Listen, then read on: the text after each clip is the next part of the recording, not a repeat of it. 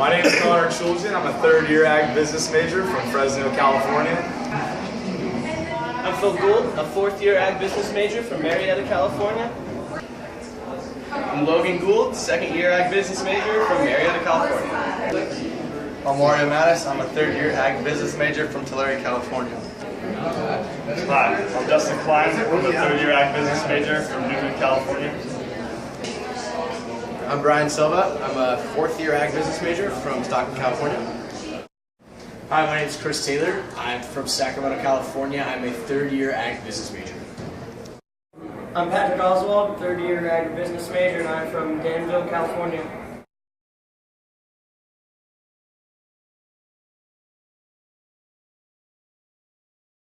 Alright, so in our ag policy class, we've looked at both positive and negative examples of externalities. Positive ones simply being education, and then some negative ones such as pollution, and to get a little more complicated, we looked in depth at the whole bee almond tree scandal. So we want, the Congressmen, we want to simplify the externality idea into something that's a little bit easier to grasp. So we will be doing that for you guys today.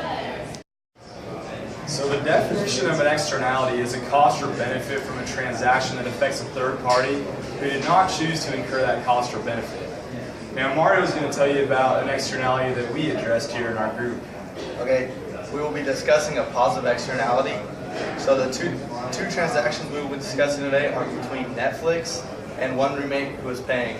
And the third party benefiting is the 2 to 3 other roommates watching Netflix on the same account. Netflix began as a buy-mail DVD delivery company in 1997 and now focuses primarily on on-demand internet streaming. They cost roughly $10 a month, and you can stream things from anywhere to your TV, to your Xbox, or your handheld device. Those things include movies, TV shows, even sometimes books. Today we will be discussing the positive externality that arises when one roommate purchases a Netflix subscription and the other 2 to 3 roommates use that for their own benefit.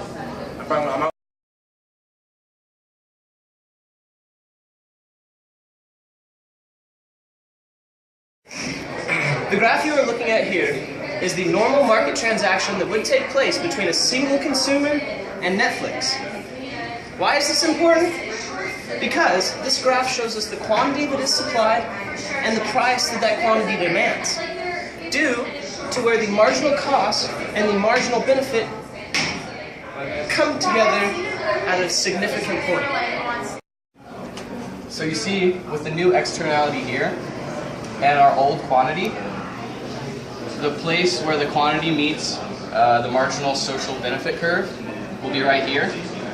And this is the benefit gained by the additional roommates because they did not pay for it. And if you keep that and go over to the price, this area here, all the way until the quantity line, is the cost that Netflix is actually taking back on themselves because of the additional roommates using their the first profile. Next we're going to illustrate the socially efficient combination of price and output that would satisfy Netflix as well as the consumer, ideally.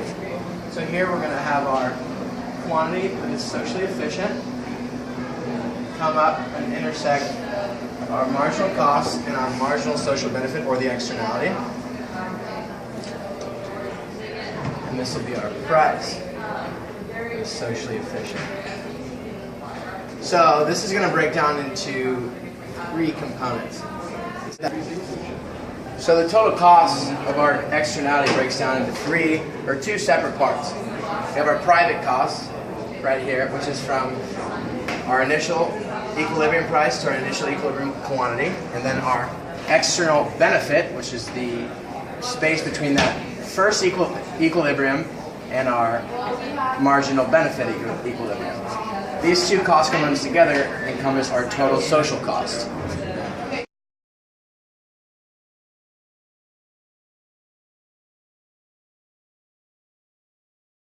Just because we're dealing with a positive externality doesn't mean there are some negative aspects The problem with positive externalities is that the people who create these advantages cannot charge the beneficiaries. The beneficiaries can free ride or benefit without paying. Since parties that create the externality aren't compensated, they do not have any incentive to create more. This results in a suboptimal solution because the producers of the externality will generally create less of the benefit than the larger community needs. Netflix will not release more shows or more movies just because more people are free riding off of their friend's account.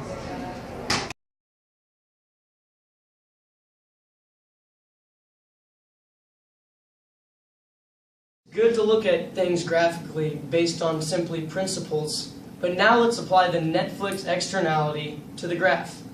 Let's say the Netflix account costs roughly $9 a month.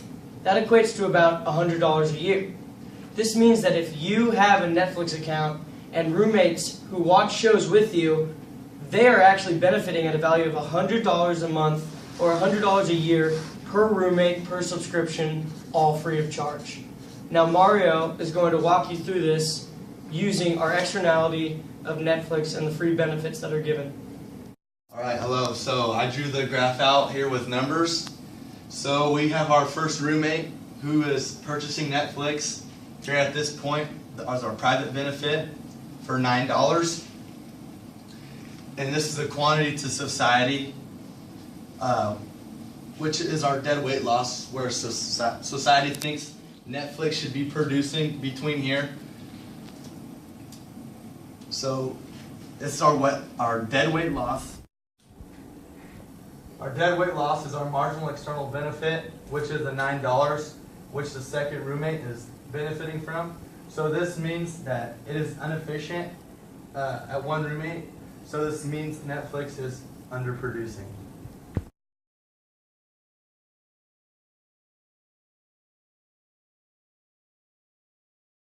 So the externality we took a look at today was a positive externality between Netflix and one roommate. So the relevant actors are the one roommate and Netflix, which is the transaction, and there's a third party, which is the additional roommate. Netflix is incurring cost because the second roommate is benefiting from the Netflix account, but is not paying any towards Netflix. We chose to talk about a positive externality because positive externalities aren't necessarily easy to explain. They're a little more difficult to explain the negative externalities and show on the graph. And our externality is also relevant today because Netflix, they're changing their business decisions. The effects of our externality are now influencing Netflix business decisions as they are now raising the subscription price from $9 to $16. Let's do that again.